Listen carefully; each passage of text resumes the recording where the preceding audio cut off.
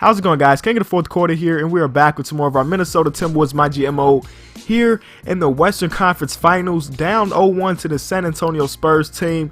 This team is tough, and you guys probably know that because the Spurs have been tough every year for like 18 years now. Like, they've always had a winning record, but here is no exception, man. They're older, but they're still playing like they're in their prime. Tony Parker has been tearing us up this entire series, and we got to find a way to stop them because we're down 0-1. You definitely don't want to go down 0-2 because pulling yourself out of that hole is almost impossible. And if we lose this game, we definitely just threw all of our home court advantage right out the window. And you guys know home court advantage does play a part here in this game. So we're trying to start off early and get some buckets. We want to get Wiggins involved in this one. Because last game, even though Wiggins did have a little over 20 points, he wasn't really effective late down the stretch. And that's exactly where we needed him. But he wasn't there. He didn't show up. So we need him to start off early and keep it going. Be consistent. You see right there, Karl-Anthony Towns dunking on the veteran, the best power forward of all time, Tim Duncan. And they actually switched it up. In the very first game of the series, they had Tiago Splitter and LaMarcus Aldridge starting at the 4-5. But in the second game, they decided to start Tim Duncan. I don't know why. I mean, of course, Tim Duncan is, like I said, the greatest power forward of all time. But if it's broke, don't fix it, man. They won game one. Why would they go into a different rotation? I don't know. But hopefully we can capitalize on that because Tim Duncan was tearing our bench players up. And now we just have to worry about Tiago Splitter, who's not too much of an offensive threat. So it kind of works out in our favor when it comes to the bench players.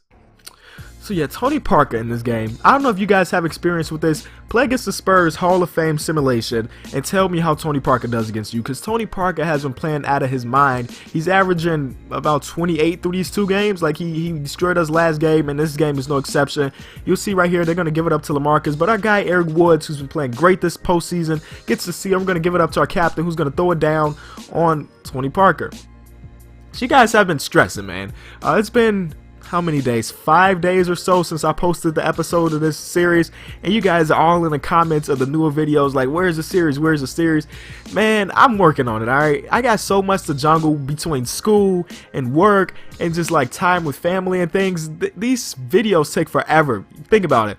These games, I played 10-minute quarters, stimulation with free throws, timeouts. Wait, look at Wiggins eating down there, getting his own offensive board twice, going back up. That's the heart we need this entire series because it's going to be tough. But yeah, these videos take a long time to record. We're looking at an hour and a half worth of footage to record.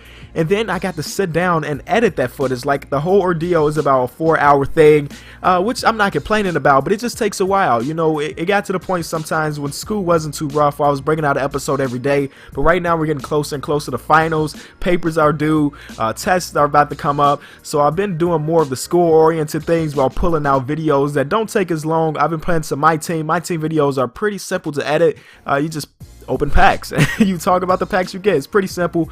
You see right here at halftime, it's tied up 55 to 55, and they were shooting 71% from behind the arc. So we gotta clamp up the second half and prevent them from scoring behind the paint. And then as soon as I say that, Tony Parker takes Zach LaVine off the dribble. Like, Zach LaVine is about 21 years old, but he's getting beat by this 33-year-old guy off the dribble. Like, it doesn't make sense. So late in this game, I actually start to realize, like, I can use Jimmy Butler to guard him. And look at the captain with the tip dunk. Slash bros right there. One of them missing the shot and the other one coming to clean it up. But yeah, I can have Jimmy Butler guard Tony Parker because at starting shooting guard they have Lance Stevenson, who pretty much has been a non-factor this entire series. And if we can stick Zach LaVine on him, because Zach LaVine isn't the best defender. He's okay, but he's not the best defender. And of course, Jimmy is our best perimeter defender. I can switch it up and probably stop Tony Parker. So late in the fourth quarter, you're going to see that happen. And it kind of works out as you see Wiggins taking over in this third quarter. This was his game. This is the game we needed from him just to get a victory. We'll see if it ends up going that way. But you see, all of these highlights in the third quarter are Wiggins dunking on people. Like, the Slash bros are here, and he's taking his part and doing it well. Right there, Tony Parker flow game is ridiculous. You can't stop it. And again, another oop. Slash bro to slash bro, and now we're up by 7 at that point, getting closer and closer to the fourth quarter. Hold on, that's another slash bro dunk. Like, I should have had a counter. I should have counted how many dunks the guy had in this third quarter, but hey, it's too late for that. And right there, we're gonna miss the shot. Tyus Jones, the smallest guy on the court, is gonna get the offensive board, giving us a second chance opportunity, and Butler's gonna knock down that 3. So we're up by 10 going into the fourth quarter, and that's pretty big, but you know, we still got to play some defense, get back in transition. You guys saw in that third quarter, we were actually running this team. Like, they're older. We should take advantage of that in every way possible. And right here, look at it. I talked about how Lance Stevenson was a non-factor, but he knocks down that three. But if we can go out and run a gun, because you already know, I said every video, that's our play style. If we can do that against this older team, I think we'll be okay right there with the cleanup off the glass, and they finish it right there. But it's still the fourth quarter. We still have a comfortable lead, but we're not done yet. We're going to give it up to the other slash bro, and he's going to throw it down on fast break. So we got up to probably about a 12-point lead in this fourth quarter, and that sounds good, but then you're going against a team with veterans that have been in this position before, so we can't take our foot off the pedal right there. Tony Parker's going to turn it over. We're out running the break. You already know who's going to finish it at the other end, Wiggins. Just keep a look at that right corner of your screen, right top corner. You can see how many points each player has at that point. And of course, you can just wait to the video to see the final. But Wiggins has 40 points here in the fourth quarter, and it's not done yet. He had Tony Parker one-on-one and decided to take him, and that was a big play right there. Up by 6 with 3 minutes left. Look, Lance Stevenson almost turned it over, picked it up, and threw up a shot, bounced on every part of the rim, but ended up falling in. So we're only up by 4. So it's getting closer and closer. We're trying to slow it down a bit. We're going to give it up to Levine off the pick, and that is a big 3 for the team, giving us a 7-point lead.